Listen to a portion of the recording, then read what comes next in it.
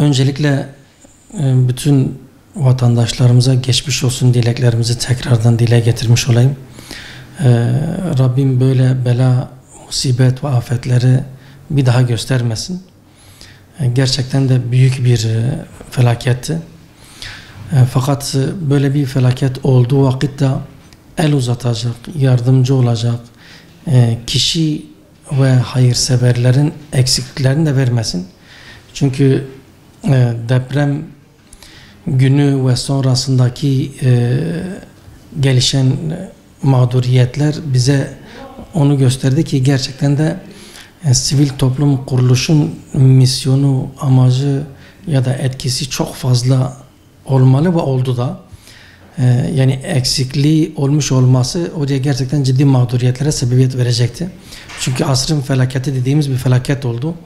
Hükümetin ya da devletin tek başına yeterli yetmediği bir durum oluştu ortaya.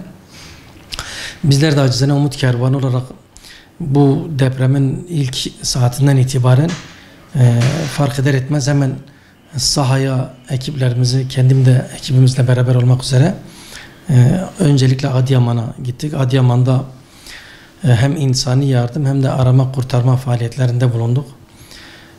Yani elhamdülillah can kurtardığımız da oldu. Üzüntü yaşadığımız hususlar da oldu. Yani cansız şekilde kurtardığımız, vefat eden vatandaşlarımızdan da bir kesim vardı. Onlar da kurtarma şeyine vakıf olduk. Ve vatandaşlarımızın mağduriyetlerini de gücümüz nispetinde gidermeye çalıştık.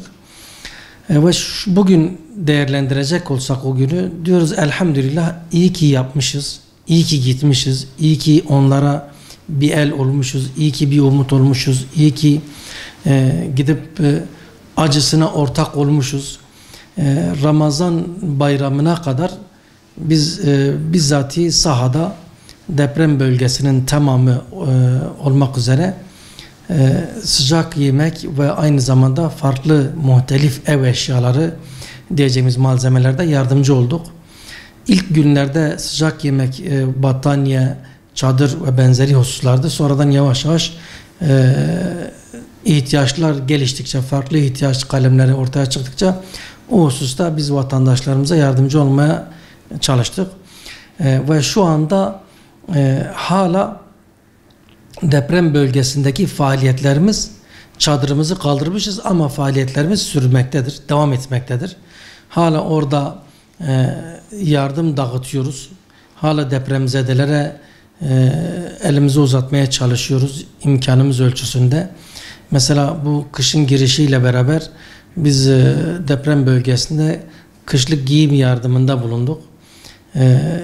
Ve aynı zamanda şu an deprem bölgesinde gıda dağıtımımız hala devam ediyor.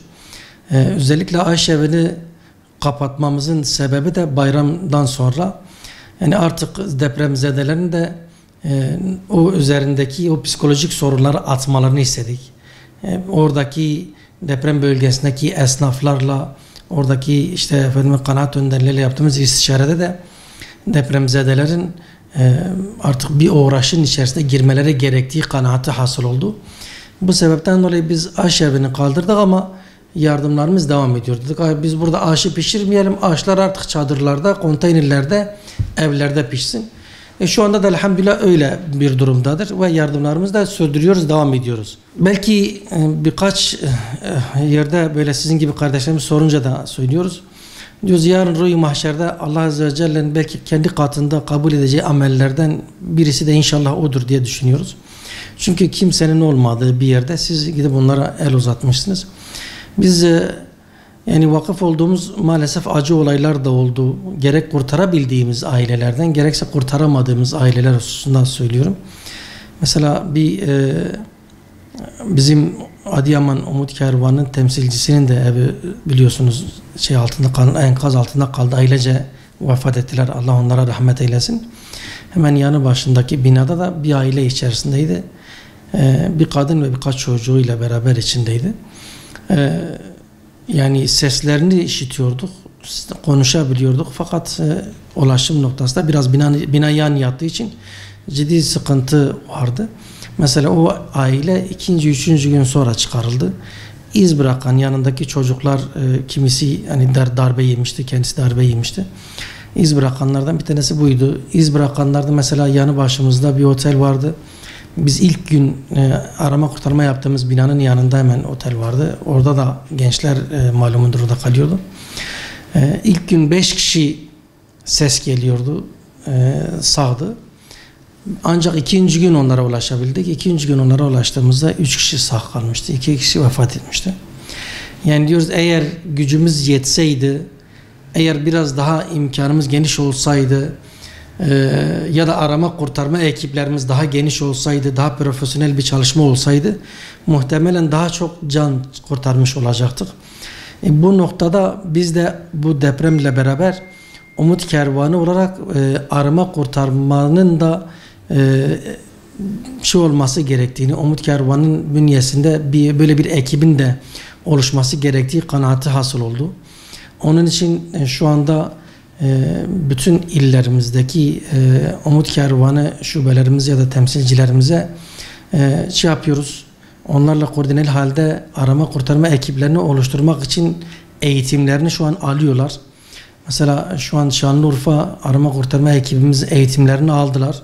Henüz sertifikalarını almadılar ama eğitimlerini aldılar. Yani inşallah kısa sürede akredite olmak için de başvuruda bulunacağız. Bu vesileyle Allah muhafaza yarın öbür gün herhangi bir doğal afet ya da bir deprem olduğu vakit inşallah biraz daha profesyonel bir şekilde sahaya çıkacağız. Vatandaşlarımıza bu noktada hizmet vereceğiz. Yani Türkiye'deki coğrafik durumdan dolayı bunu söylüyorum. Deprem bölgesi olduğumuzu artık kabul etmemiz gerekiyor. Aslında deprem bölgesinden kastı aslında aynı zamanda seldir, heyelandır ve buna benzer doğal afetlerin oluşabileceği bir bölge haline gelmişiz maalesef. Dolayısıyla bununla hem yaşamayı hem de bununla mücadele etmeyi de öğrenmemiz gerekiyor. Onun yolu da elbette ki eğitim almaktan geçer, ekip kurmaktan geçer. İnşallah biz de bu noktada ekiplerimizi kuruyoruz.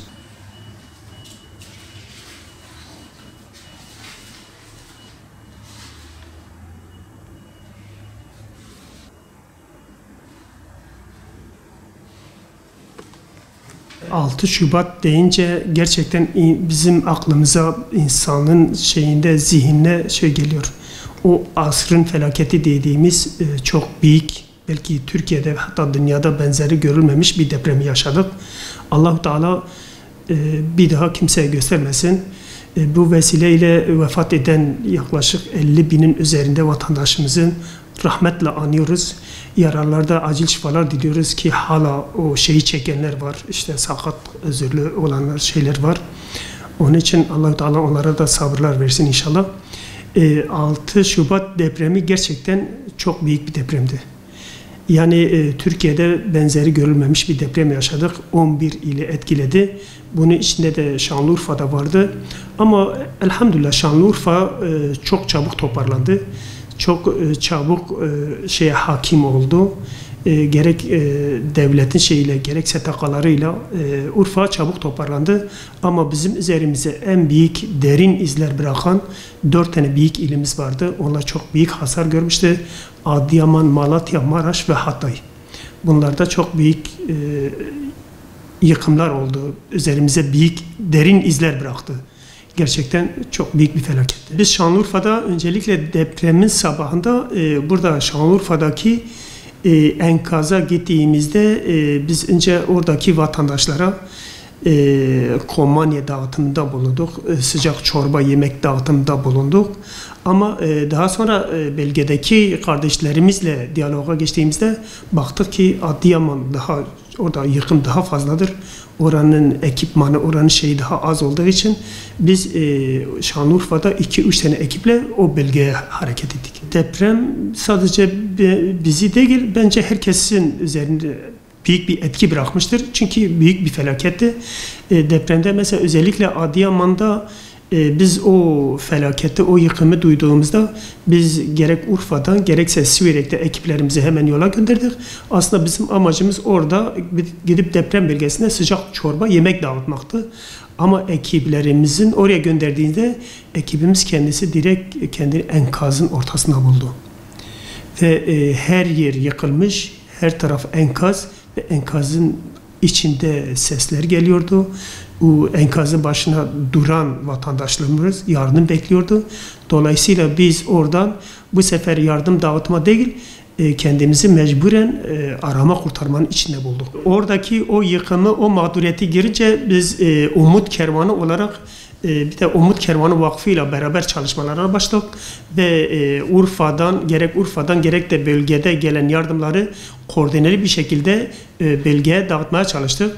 Hem o deprem bölgelerinden gerek Adıyaman, Malatya, Maraş ve Hatay'da 7 tane aşevi kurduk ve o 7 tane aşevinden biz bazen 70-80 bin lira kişiye ulaşan sıcak yemeği dağıtıyorduk ve Diyarbakır, Urfa ve Adana olmak üzere bu 3 tane büyük ilde de lojistik depo kurduk ve bölgede gelen, mesela Urfa'da, ilçelerde ya da Mardin'de gelen yardımları lojistik depoya ihtiyaç olan yerlere sevk ettik.